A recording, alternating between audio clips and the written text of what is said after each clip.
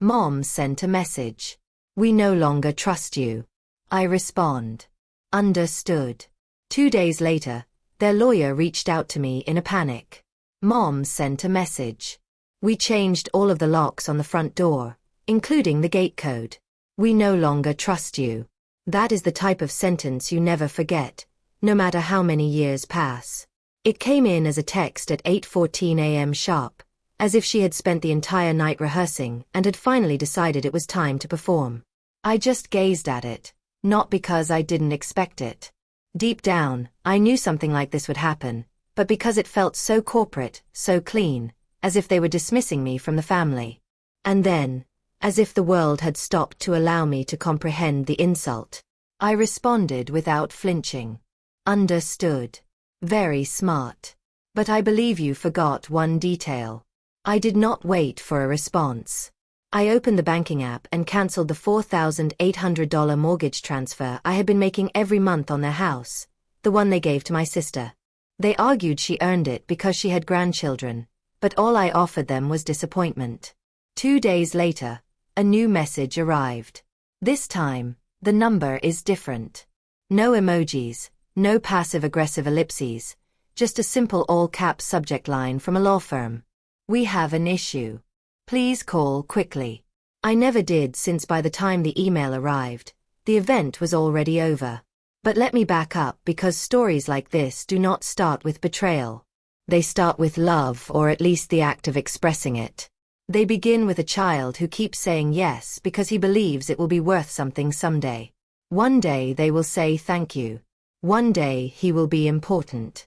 That youngster was me for many years. I paid the bills. I solved my problems. I bore the weight. They called for help till I stopped. That morning the locks changed. But I had already changed something far more important, myself. To be honest, I didn't believe I was helping. I believed I was saving the family, the house, and the balance. If someone had asked me back then, I would have answered, I'm just supporting. I can afford it. However, it wasn't just anything.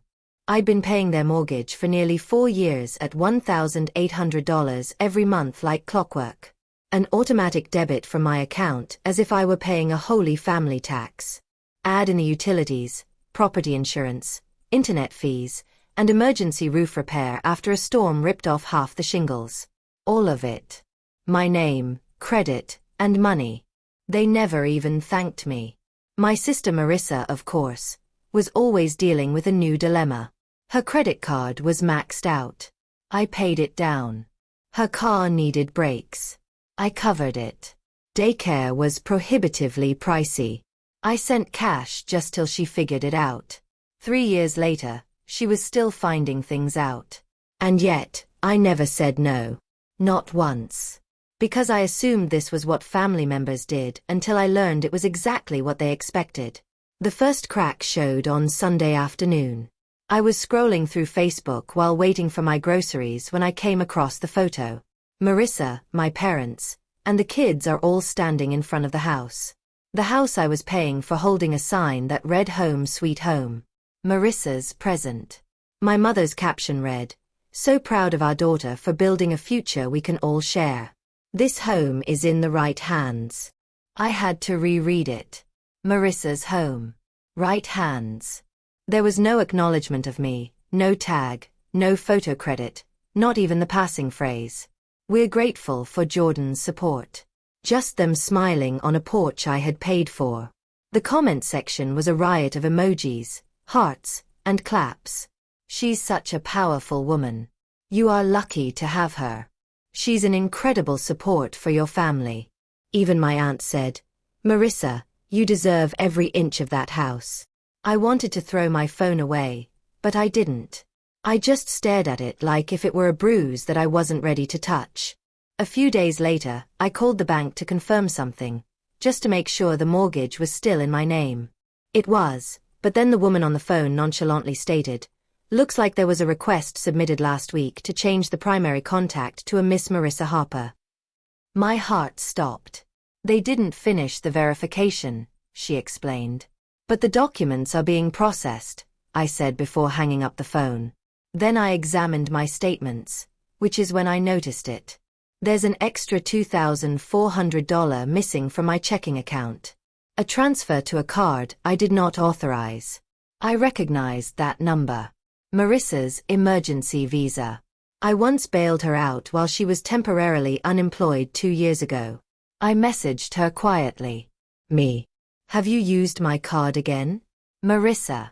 Jordan, don't make this a thing. We needed groceries and the children needed shoes. I assumed we were still sharing that one. Me. No, we were not. She did not answer, but my mother did. Mom. Honey. Marissa is going through a lot right now. She stated she will repay you. Let's avoid starting a conflict over a few dollars. A few dollars. When it comes to me, $2,400 is a small amount, but when Marissa misses a phone payment, it becomes a disaster. Then came the group chat. They had renamed it Family Circle despite the fact that I had never modified it. Someone has uploaded a meme. A man giving over his wallet with the phrase Big Brother Energy Pay now asked never. My cousin said, tag Jordan. Then yo, can we get you to cover my student loans too? Even my father chimed in. Only if you rename your child after him. Got to keep the donor happy. I stared at the screen. Nobody was defending me. There's not even a joke to balance things out. I exited the chat. They added me back. I left again and blocked them all. But none of that compared to what happened on Friday. I was mowing the backyard, which I'd been maintaining for 3 seasons, because as my father once said, it's not worth hiring anyone when you're around anyway. The mower sputtered and I took a water break. The kitchen window was open. That's when I heard my mother and Marissa. Their voices were clear, piercing and natural, as if this wasn't the first time. Marissa was chuckling. Did you see his face when I told Aunt Karen the house was mine? He didn't even blink like a puppy, just happy to sniff the plate. Mom was giggling. It's almost done. Once the paperwork's through, he won't be able to say a thing. He's the one who insisted on keeping it in his name. That's on him. Then Marissa again. Honestly, it's better this way. He's always been distant, like a guest with a wallet. And then came the words that sealed the deal. Mama, he's not family anymore. He's just a sponsor. I did not move. I stood there with the bottle in my hand, allowing the water to drip down my fingers like blood. I felt it, the end of whatever illusion I'd been holding on to. Not relatives, but a sponsor. They didn't realize I was listening. They did not see me move away. But that moment, that statement shattered something that had been crumbling for years. And I swear to God, something new started to grow in its stead. Just resolve, no rage or anguish. They did not expect me to show up.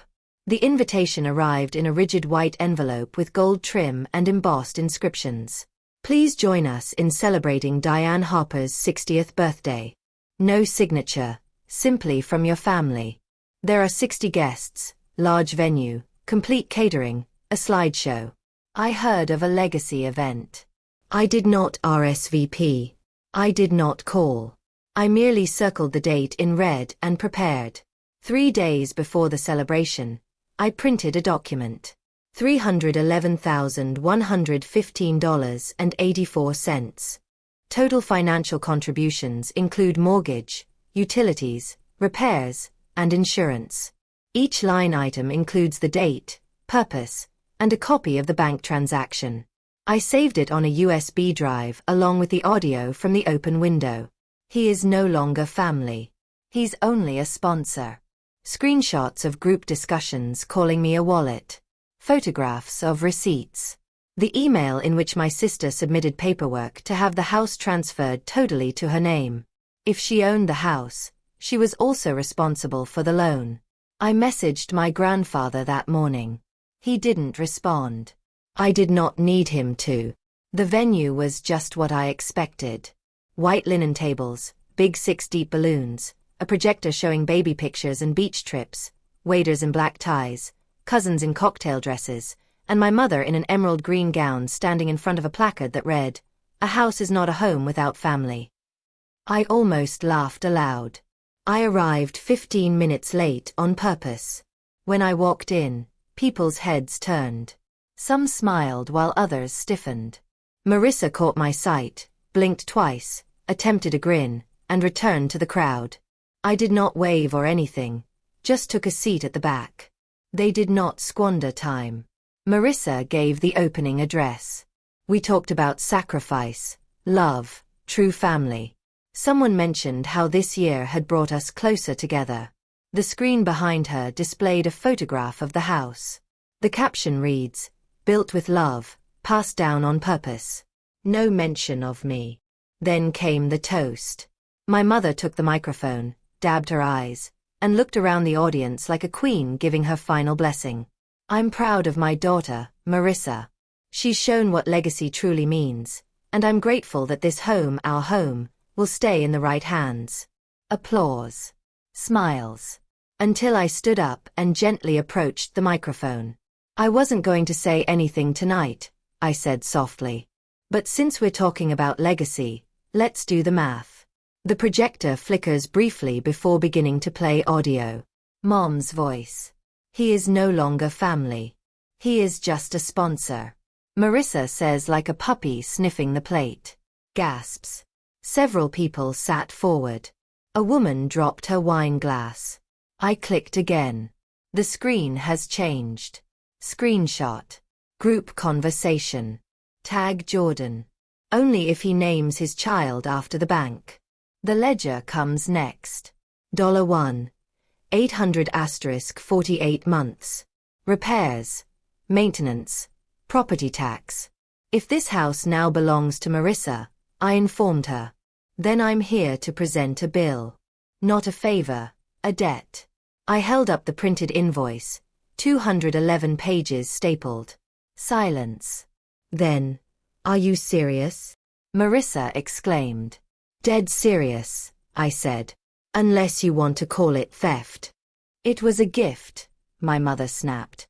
"Funny," I remarked, moving closer. "I didn't sign a gift certificate. I signed every check." My father stood up as if about to launch. I turned to face him. "Want to talk about the loan application you filled out using my name as a co-signer without telling me? Because I've got that, too." He sat back down. That is when the door opened and my grandfather walked in. He didn't say anything at first. I stepped directly to the front of the room. All 60 guests watched as he took the microphone, glanced around, and spoke slowly. "You raised a thief," he added, staring at my father. "And a coward. You tried to bury your son in silence, but the thing about mud is it doesn't hide footprints for long. The trust is yours now," he added, looking at me. "The one your father tried to redirect. I changed it last week. Marissa's name has been removed completely." Gasps again. My mom's face cracked. Marissa's knees buckled. She used the back of a chair to stabilize herself. "You want a legacy?" Grandpa asked, staring directly at them. "Earn it the hard way." He dropped the mic, literally, and walked away. I placed the printed invoice on the gift table between a stack of boxed wine and family photo albums. "You changed the locks," I announced loudly enough for the back row to hear. "I changed my future. I'm not your donor. I'm your debt collector." Then I walked out. Did not stay for cake. Did not shake hands. I didn't look back. The celebration was over, and so was the falsehood. The next morning, I awoke to 57 unread texts. The first came from my mother. "You embarrassed me for my birthday. You mocked your own blood." Then my dad. "I don't care what you believe you are owed. You will not see a single penny." Then, as usual, Marissa uploaded a black screen on her Instagram story. "Some wounds come from those who were supposed to heal you." The comments accompanying her final shot were a parade of ambiguous sympathy. "You do not deserve this. Mama, stay strong. Family will ruin you more quickly than strangers." None of them realized she had called me a pocketbook from behind a locked window. Neither of them had seen the invoice, but somebody else had. 2 days later, I received a call from an unknown number. I responded out of pure curiosity. "Greg Harper," the speaker said calmly and clearly. "My name is Philip Grant. I'm an attorney representing your parents. I'd like to discuss a potential financial resolution." I did not speak. "They're not looking for a lawsuit," he explained. "They want this to go away quietly. No press, no social media. In exchange, they're willing to offer a settlement." I slumped back in my chair. "Let me guess," I replied. "Half the amount I'm owed in exchange for silence." "A reasonable amount," he remarked, "given the informality of the arrangement." I nearly laughed. "Philip," I replied, "I have every receipt, every deposit. I have audio of them mocking me. I have their voices on tape admitting what they did." "I'm aware," he replied stiffly. "That's why we're calling."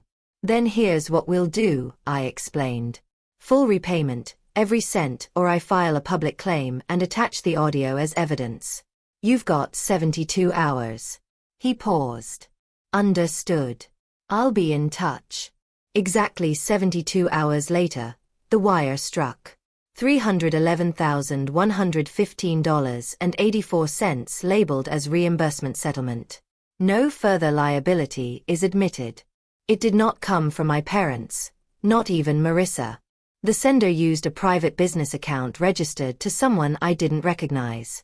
Probably a loan shark or a worried friend of my father's. That made things even better. I printed the transaction, filed the papers, and saved it 6 different times. I didn't respond, thank them, or say anything. I was not there to make peace. I was there to get paid. A week later, I shared a video. The background is clean. There is no rage, only clarity. Some argue that closure is about forgiveness. A wire transfer marked the end of the process for me.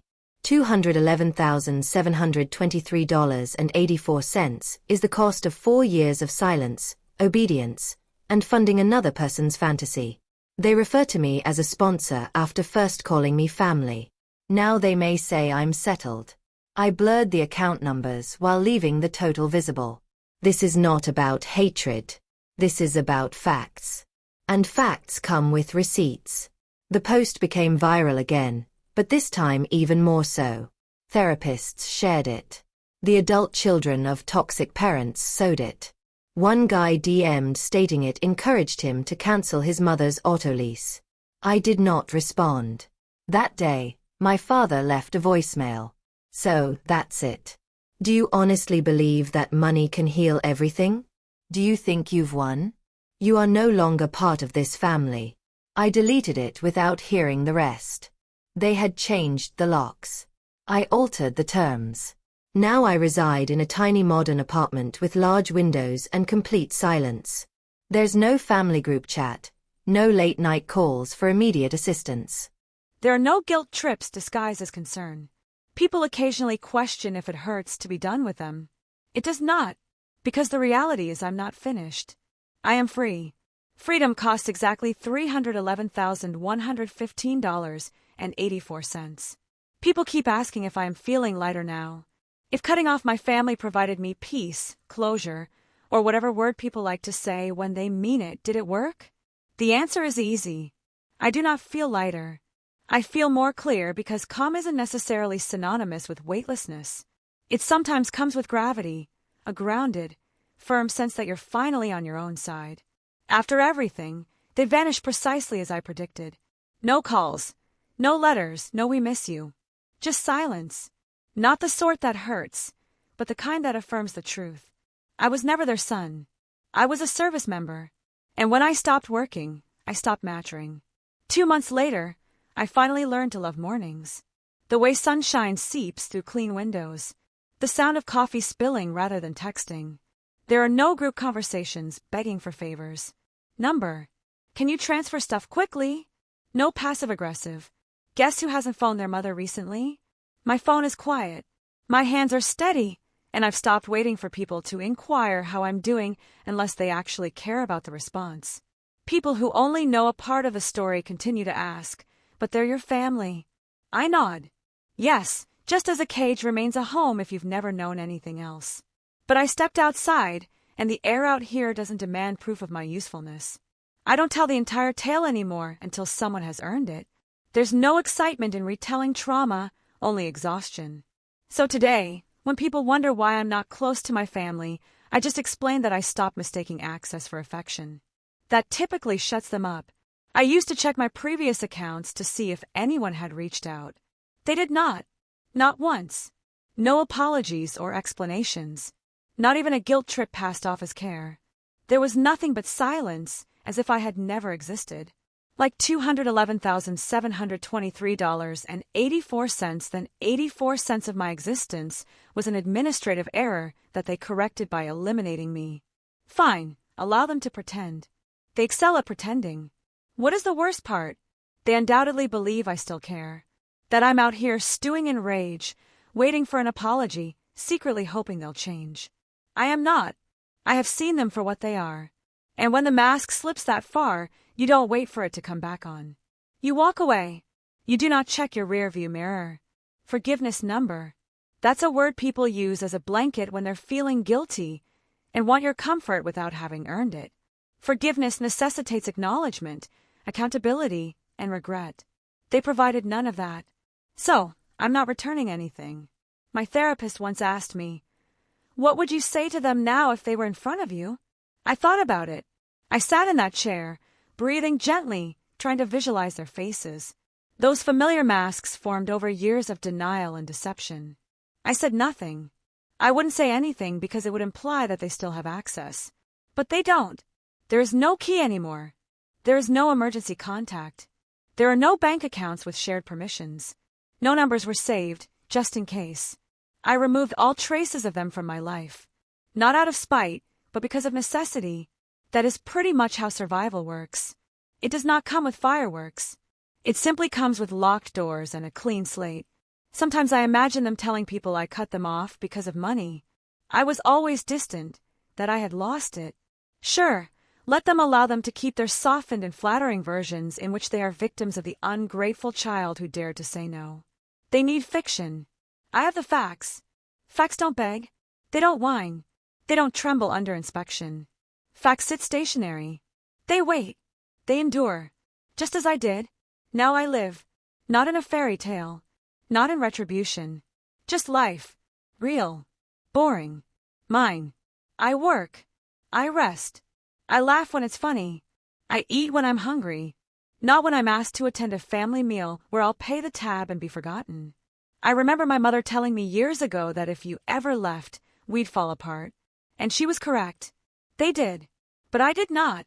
I am not broken. I am not bitter. I am not waiting. I'm just finished. Not as a warning. Not as a statement. As a fact. Like a locked phone. Like a clean inbox. Like a phone number that rings once and goes nowhere. No forwarding. There is no comeback. It's just me. Whole and free.